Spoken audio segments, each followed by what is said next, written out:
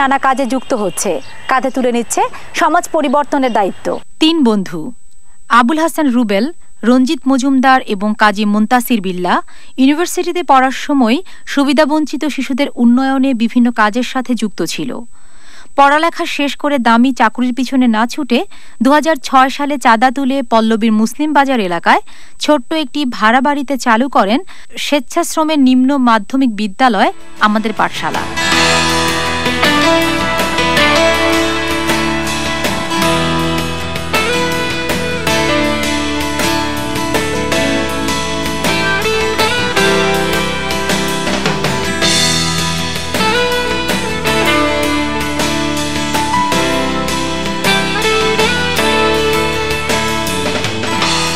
আমরা আসলে নানান ধরনের কাজের সঙ্গে আগে থেকে যুক্ত ছিলাম।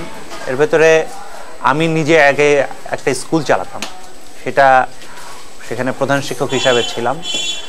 সেটা আহমদ সফা আসলে শুরু করেছিলেন।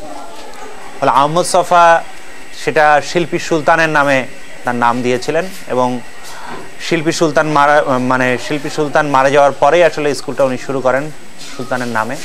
এবং আহমদ সফা যখন মৃত্যুবরণ করেন তখন তার নাম হয় সুলতান সফা পাঠশালা।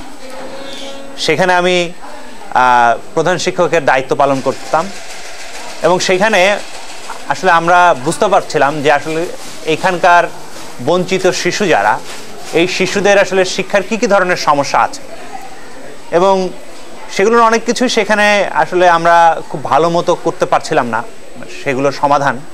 ফলে আমরা চিন্তা করলাম যে নিজেরা যদি আমরা একটা এরকম উদ্যোগ নেই, একটা যদি স্কুল আমরা করি, তাহলে আসলে এই সমস্যাগুলোর সমাধান করা সম্ভব।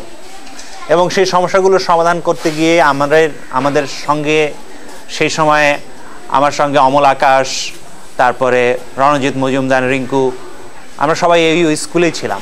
ফলে আমরা সকলে মিলে চিন্তা করলাম এবং তারপরে আমাদের সঙ্গে আরও অনেকে যুক্ত হলো, মুনতাসির বিল্লাহ, মিশু, ফেরদৌস।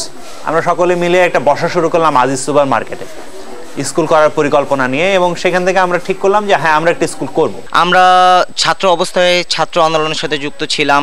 এখানে যারা উদ্যোক্তা আমরা এই স্কুলের, রুবেল ভাই, আমি, মিশু, তোফাজ্জল, ফেরদৌস। তো আমরা যখন পড়াশোনা শেষ করি ওই সময়েও আমরা ক্যাম্পাসের মধ্যে, আমি রাজশাহী ইউনিভার্সিটি পড়তাম, রুবেল ভাই ঢাকা ইউনিভার্সিটি পড়তো, ওখানেও যারা বঞ্চিত শিশু ছিল, যারা চকলেট বিক্রি করতো, ফুল বিক্রি করতো, আমরা তাদেরকে নানাভাবে পড়ানোর চেষ্টা করি। কিন্তু সমাজে আসলে বেড়ে ওঠার মধ্যে দিয়ে আমরা যে জিনিসটা দেখতে পাই, বিশেষত আমাদের মেলে এই জায়গাটায়, যে বিপুল অধিকাংশ আমাদের মধ্যে একটা বৈষম্য আছে। বিপুল অধিকাংশ মানুষ একটা বৈষম্যের জীবনযাপন করে। মূলধারায় যে বাংলাদেশ রাষ্ট্র, তার মধ্যে তারা নাই। আমরা প্রথমেই যেটা ঠিক করেছিলাম যে আমরা যে স্কুলটা করব, সেই স্কুলটা শুধুমাত্র একটা দরিদ্রদের জন্য স্কুল হবে না। দরিদ্রদের জন্য স্কুলের সাথে সাথে এটা দরিদ্রদের জন্য এমন একটি স্কুল হবে যে স্কুলটাতে তারা মানসম্মত শিক্ষা পাবেন, তারা একটা মানবিক আচরণ পাবেন, তাদের ভেতরে যে ধরনের হীনমন্যতা বোধের জন্ম হয় তাদের সামাজিক পরিস্থিতির কারণে, সেখান থেকে তারা মুক্ত হবেন এবং একটা সক্রিয় এবং সৃষ্টিশীল মানুষে পরিণত হবেন।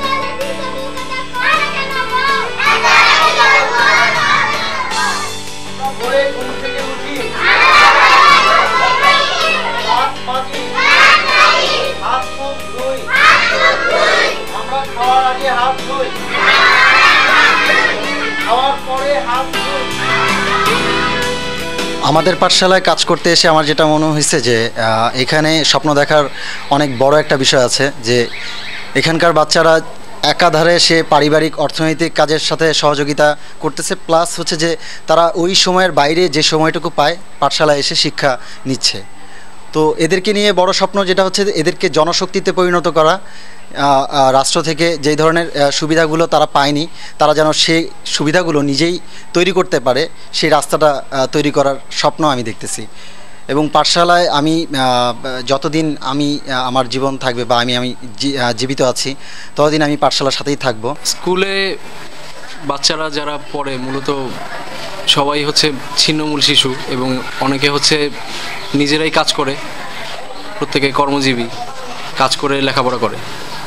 তো এইরকম একটা স্কুলে বাচ্চাদের নিয়ে আমরা যে স্বপ্নটা দেখতে চাই আসলে, সেটা হচ্ছে যে আমাদের সমাজে যে অর্থনৈতিক ব্যবস্থা বা যে আর্থসামাজিক পরিবেশের মধ্যে আমরা থাকি, আমরা চেষ্টা করি স্কুলের বাচ্চারা যেন পড়াশোনা করে তারা নিজেরাই নিজেদের হাতিয়ার হয়ে ওঠে এই সমাজে লড়াই করার জন্য, সেটা শিক্ষাক্ষেত্রে, সেটা অর্থনৈতিক ক্ষেত্রে, সব ক্ষেত্রে।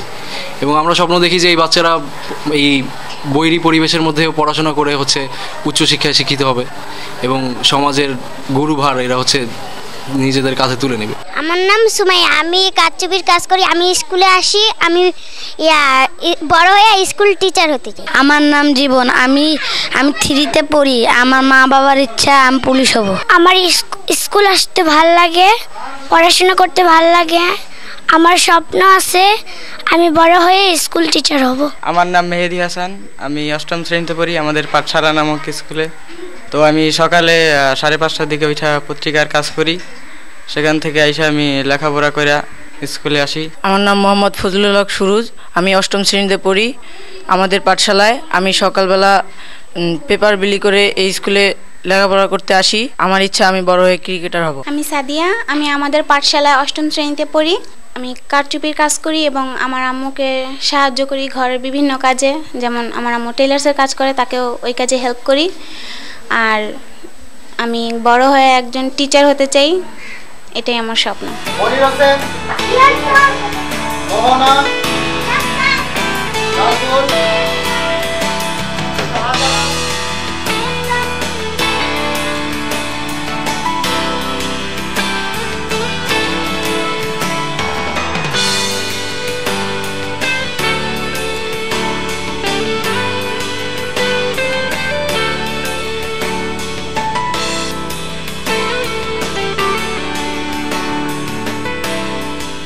বঞ্চিত শিশুদের মানবিক শিক্ষার স্লোগান নিয়ে কিন্তু পাঠশালা পথ চলা শুরু। শিক্ষার্থীদের কিভাবে সমাজ, পরিবার এবং দেশের প্রতি ভালোবাসা জন্মায় সেই লক্ষ্যেও কাজ করে যাচ্ছেন এখানকার শিক্ষকরা।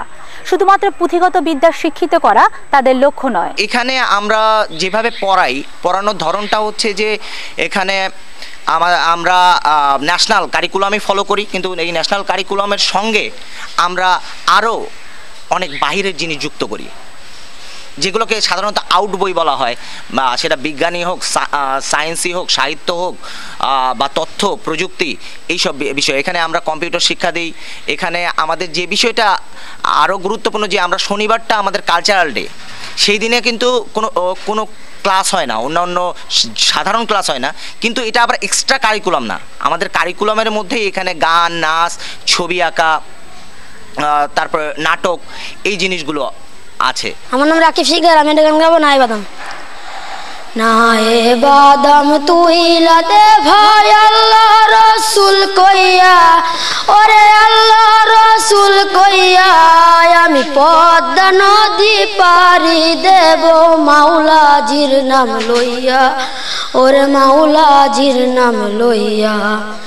নায়ে বাদাম তুই লাদে ভাই আল্লাহ রসুল কইয়া, ওরে আল্লাহ রসুল কইয়া আমি পদ্মা নদী পারি দেব মাওলাজির নাম লইয়া, ওরে মাওলাজির নাম লইয়া। ঝিলিক ঠাটায় আকাশ পানে দেখা রাতের অন্ধকারে, ঝিলিক ঠাটায় আকাশ পানে আমি ভয় করে আর রইব না, আমি ভয় করে আর রইব না। এই গাঙের কুলে বইয়া, এই গাঙের কুলে বইয়া আমি পদ্মা নদী পারি দেব মাওলা মাওলাজির নাম লইয়া, ওরে মাওলাজির নাম লইয়া। ছোট ছোট কোমলমতি শিশুরা সুযোগ পেলে নিজেকে বিকশিত করতে পারে। যে স্বপ্ন তারা বুকে লালন করছে তা যেন পূরণ হয়। ঈশ্বর যেন তাদের মাথা উঁচু করে দাঁড়াতে সহায় হন।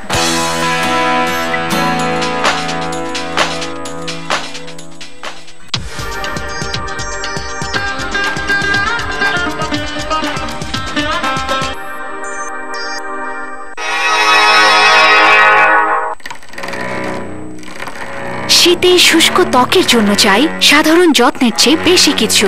চাই ত্বকের সুস্থতা আর